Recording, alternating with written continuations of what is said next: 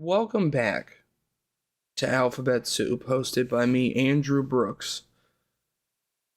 Before I really get going, I just want to shout out the Yo Ho podcast, hosted by Evan Ho. You can find him on YouTube at Evan Ho to get some more Yo Ho podcast content. He had me on his, and he shouted me out. I'm gonna shout him out. It's a fun time. It really is a fun time. He's a very interesting person. I think you should listen to his podcast. But that brings me around to what I wanted to talk about today. Fucking podcast. Well, not quite podcasts, but like comedy and the internet. What's happened with comedy and the internet. I mean, that's the whole reason I started this podcast. I renamed the last episode 0, because it's kind of the pilot. I just started talking, and it's great. It's great, and I love it for that. But I didn't fucking do anything about why. Like, it's just a test run pilot episode that I didn't really even want to release, but I did. Here we are.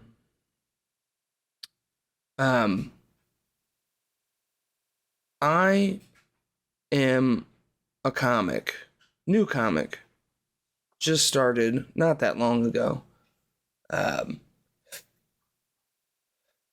and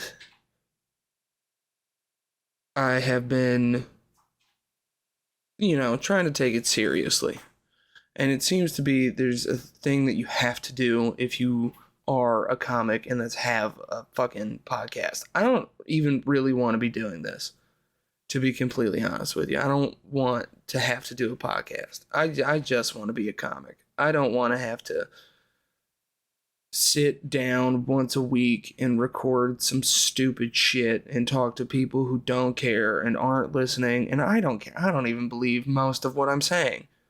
That's the problem. That's every podcast. But you gotta do it. Gotta do it.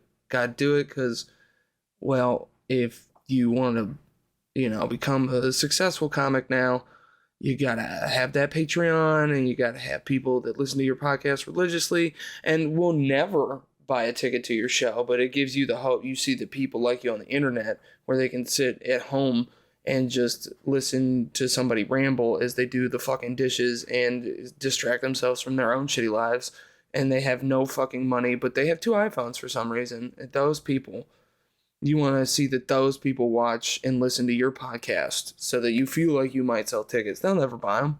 They'll never buy them. How many fucking podcasts I listen to? I've been to 2 comedy shows in my life. That's a lie, but you get what I'm saying. That's why I don't want to do this. But that Patreon money, though, that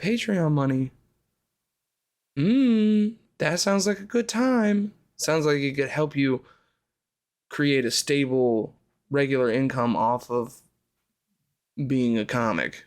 So that's why I've started this, because it seems like you have to. Didn't used to be like that. This is a weird thing that's come about with the internet and Joe Rogan. I mean, the path used to seem pretty clear cut when it came to comedy and like what you were how a comedy career works. Like you do comedy, you do it, you just do it, that's it.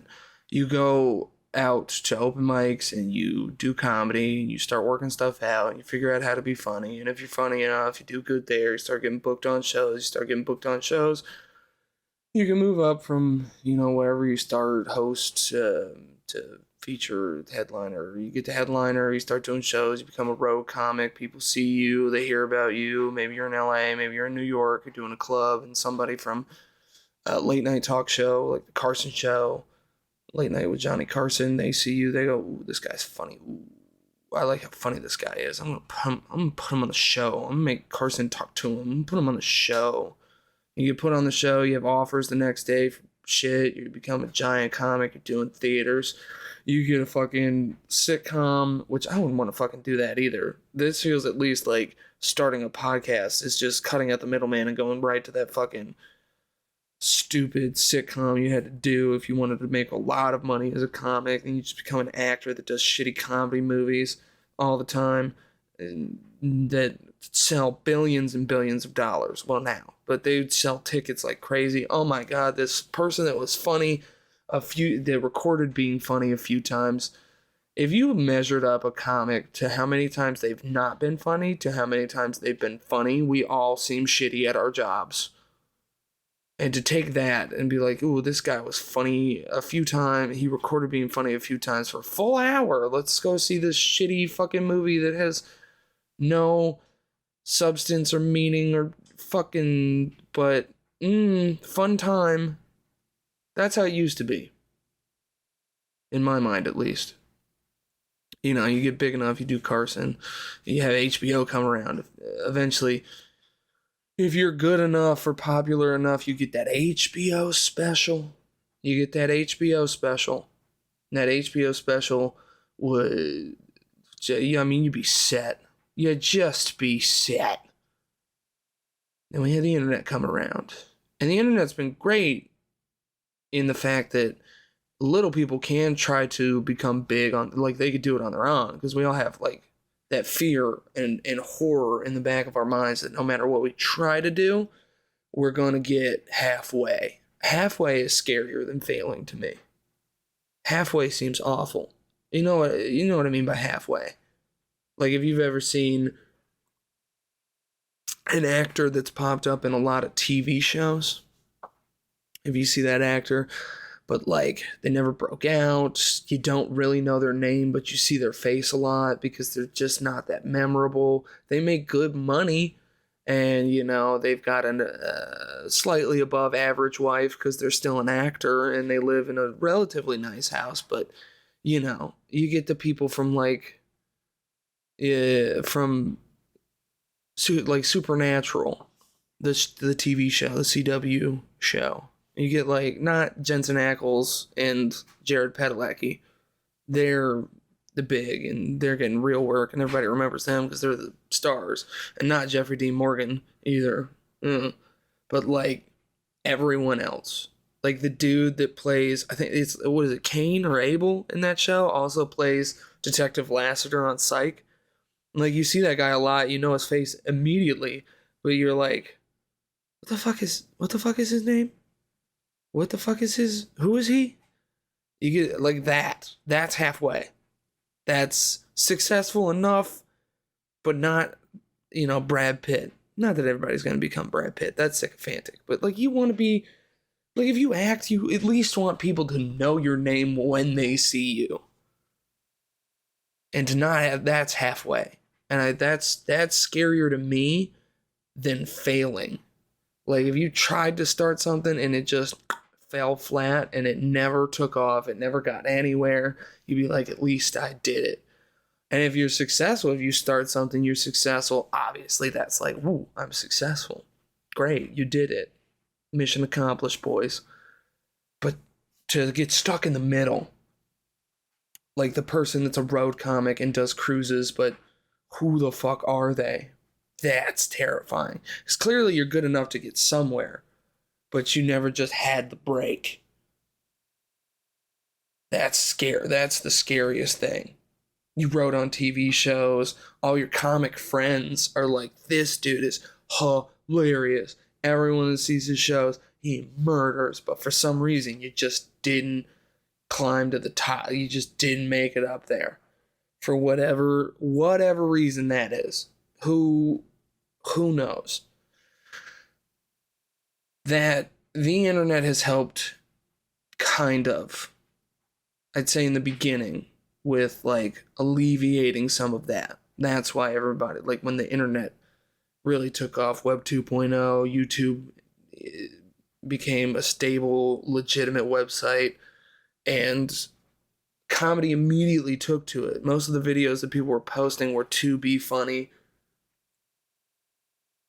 And then people, of course, in early days of YouTube, there are all these compilations of like renowned whoever's in comics. As far as comedy goes, you know, there's videos up on YouTube from 11, 12, 13 years ago of like Carlin's best bits, and it's a fucking 144p PNG of a picture of him or one of his album covers, and there's this shit audio that plays with it. Like immediately that hit YouTube, that hit the internet running. You have that. So of course, eventually it just becomes this juggernaut where like comics can post all of their stuff on YouTube and have YouTube channels. And then we have all of the social media stuff enter, and you have like MySpace was the Dane Cook information about MySpace and how he was using it to sell tickets and shows, and it's a part of his success and why he did it. Comedy saw and took to that instantly. Just took off with it, and it became bigger and bigger, and you can post 1 minute clips on TikTok and Instagram, and even now YouTube. Like, we all have these 1 minute while you're on the toilet, while you don't want to listen to your wife, those apps. We have all of those, and comics can post their jokes there, and they can post clips there, and you have comics with full YouTube pages, and then they start podcasts, and podcasts became big with Rogan and WTF with Mark Maron, and they take off, and it allowed people that probably would have been just stuck in the middle to become giant big comics. Joe Rogan was the Fear Factor guy, and sometimes on the UFC. That's what he was. Now he's so fucking respected that he went from in the middle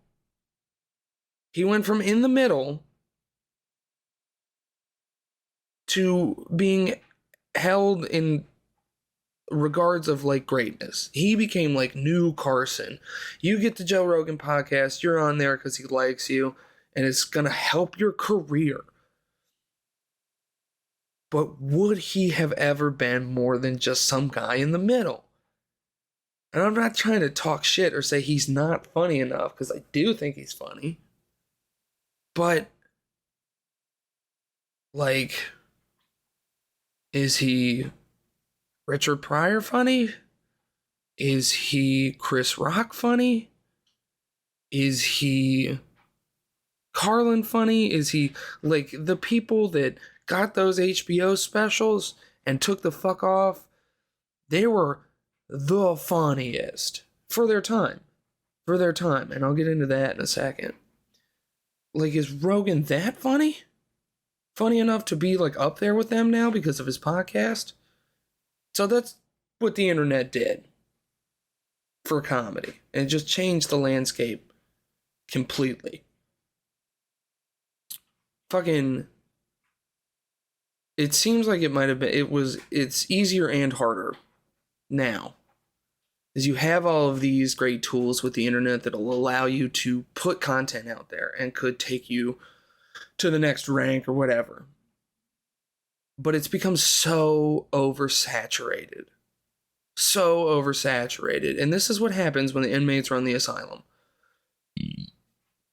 Everybody in every single art form complains about,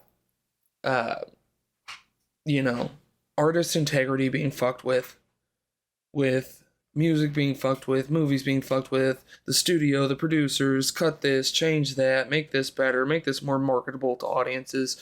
People complain about all of that, and those complaints are valid. However, I do think that sometimes they do just know what works and what doesn't.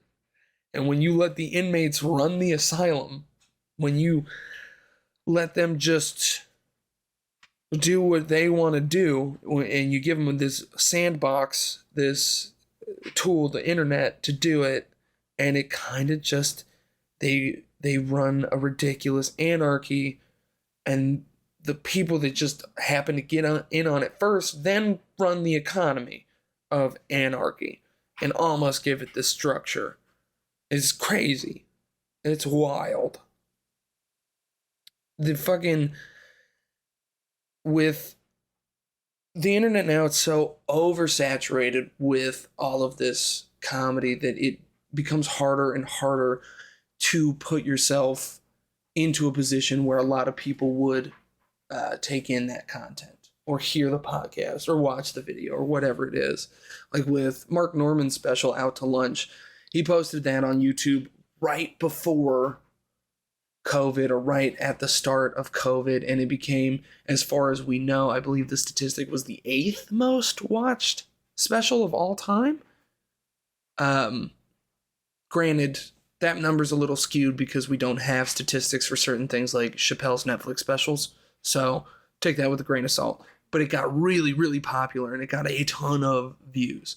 And now comics just, they're like, oh, you could just post it on YouTube and it helps your career. And they all just started posting specials on YouTube to help their careers and just And so now the more that they put on there, the more specials. And think about that word for a second. It's a special. It's called a special. It's not called a 1 hour program. It's not called a regular. That would be ridiculous and stupid. I'm sorry. I said that. It's not called a regular. It's called a special because they were rare. They were rare in the HBO days. You get a 1 hour special and it was like you did it. Before that, I mean, you could get on like Dangerfields for 10, 20 minutes, get a set on there and that'd get on HBO and help. But like, it was a special. Like, I took all this time, I took all these years to complete this, and we get like 4 a year, one every quarter. We get one of those.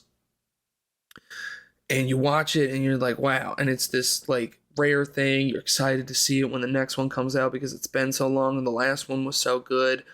That's what made them great and made them successful and made it awesome and showed the standard for the 1 hour special. But even before YouTube with Netflix, they were just cranking them out every week. Just one after another after another. They got to so many that not even all of them would hit your algorithm. I remember pretty much when any Netflix special would come out, you would know when you entered the app through whatever media or medium. You get what I'm saying.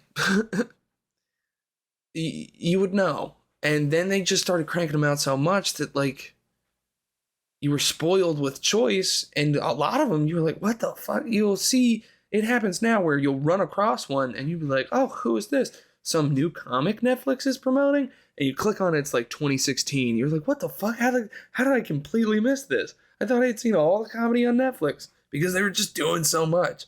And then YouTube hits, and you've got the inmates running the asylum, and they all just start posting fucking... Jim Brewer posted one recently. Jim Brewer, who I thought died in 2006, posted a fucking special on YouTube to hopefully get 10 million views, right? And people then, they're like, oh, I gotta go see them live for money? Wait, I got it for free at home. I watched it on this free streaming app where you, the people, can post anything you want, kind of, whatever.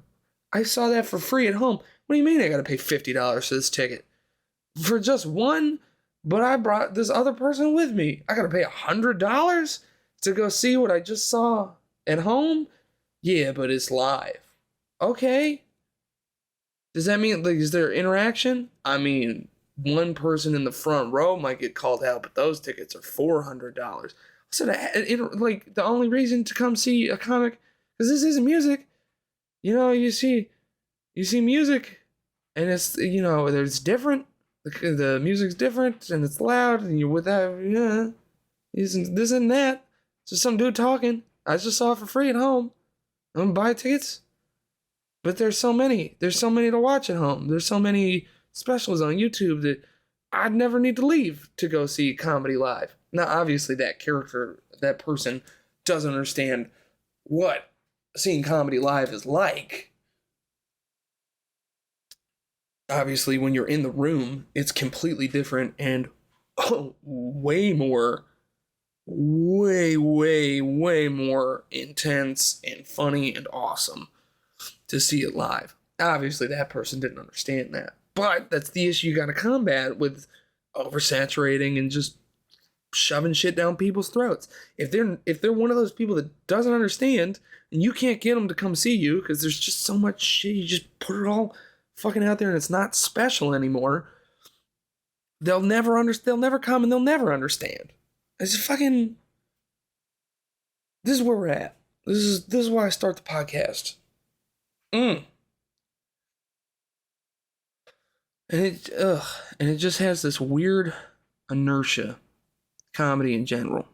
It's got this weird, like, once you put an idea or thought or joke out there, it's no longer fun, especially if it becomes popular and people just start repeating it on their own and it enters the zeitgeist, where a joke just becomes this known thing, which is like the greatest compliment a comic could ever be paid. If something they said once that was so funny, everyone heard it and everybody started saying it so much that it just became a normal piece of our vernacular, greatest gift a comic could ever have. But once you put that out there, it's not funny anymore when it enters that realm. When you watch these old specials of the greats, and I'm not taking away from their greatness, in their time, these people were fantastic, completely changed how comedy and stand-up could be looked at. But because it was so popular that it's just ideas and things that exist in our lives and it becomes not funny anymore. It'll happen with like Pryor and it'll happen with Carlin. Now they still have stuff that's hilarious, but their biggest stuff that when you watch like a special back, if you want to talk about specials, then they were even rare albums that were still a different time. You get those, you watch those specials like Live on Sunset Boulevard, I believe it's called, the Richard Pryor, and the stuff that is killing the audience, just like murdering them, destroying them. They are falling out of their seats. They can't breathe. You're like, what? That's not funny. I've heard that before. It's really strange, but it's the first time that these people are hearing it. Like with Richard Pryor, he goes on, he talks about police brutality and racism. Well, I'm watching this, I don't know, like 2017. So to me, it's like, duh. But to them, like, they've never heard somebody be funny about something that white people didn't even know about. It's the first time that they're hearing it. And it's hilarious. It's killing. It's murdering. Now it's not funny anymore because it's super obvious. But it's only obvious because the idea was put out there. That's what I'm getting at. Comedy has this weird inertia. It's got this constantly moving forward force where you have to change deliveries, how you talk, how you're delivering jokes, what the content is about, what the thought process is, angles to match the culture, and create new ideas so that it stays fresh and interesting and it's constantly moving forward. And then you mix that with the internet, and it's just fucking insane. It's just crazy how fast shit moves forward on the internet. Like, it makes me feel like people are getting older faster, not because they're actually physically aging or time is moving quicker, but because new stuff is newer faster. It makes people older, like they stop understanding what's going on with the youth and and what's relevant right now. They stop understanding that quicker than they would have before the internet. Like, it's so fast. And you put comedy with that, this thing that already has this inertia, and you put it with this velocity, and it's just like, what the fuck is going on? Oh my God, there's so much out there. I have all this comedy, and it's all different and changing all the time, and I'm seeing so much constantly, and it's affecting my brain, and it's just beating me down with just comedy, stand-up, sketches, comedy, dumb, over the head, that it is no longer special. Like, it all just kind of, the more you watch, the more you understand it, the more you can get ahead of jokes, the more you know what's coming, the more it just becomes not funny anymore. It becomes so not funny that the funniest people are now the only ones that can survive through this new crafted way of exposing people to comedy. Only the funniest can survive because there is so much out there. And you're right back to where we started. Yo, life be wild. We figured it out, boys. We did it. Only the funny. I wonder if you have to be funnier than you used to have to be.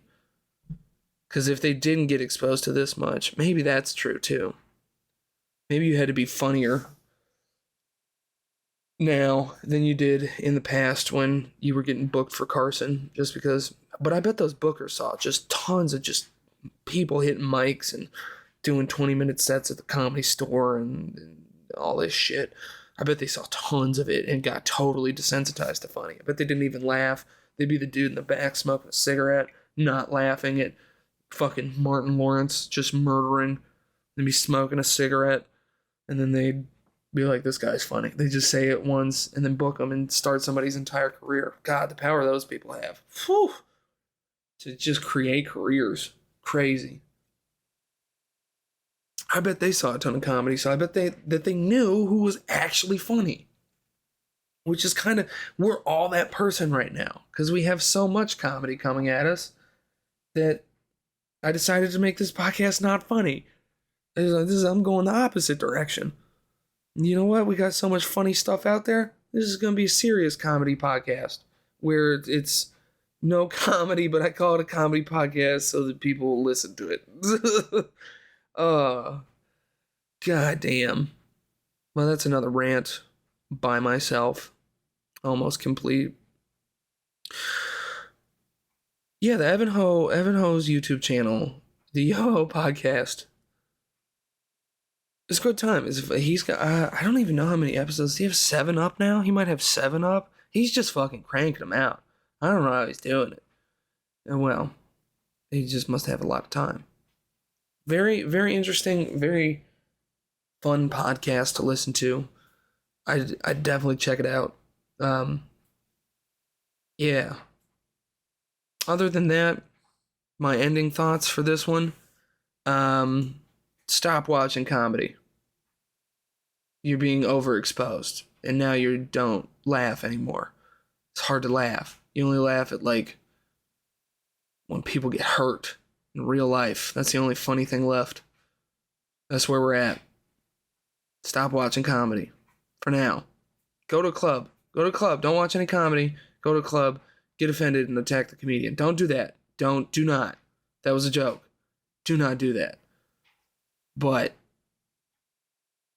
you know, never watch anything about the headliner and then get pissed off and leave the show when they said something you don't like. That's what you should do.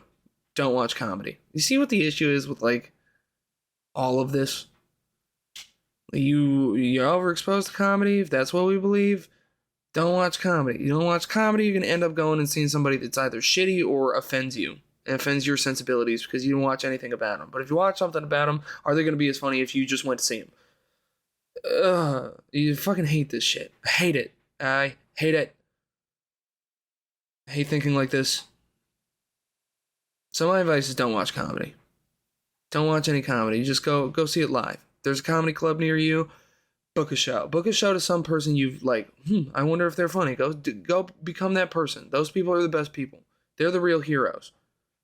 They're the ones that actually start careers. The people that are just like, I like comedy and this website says this guy's a comic. Sure. I'll go to this club and see him. Those are the real heroes. Those people. They are holding comedy up by their shoulders and backs. Go become one of those people.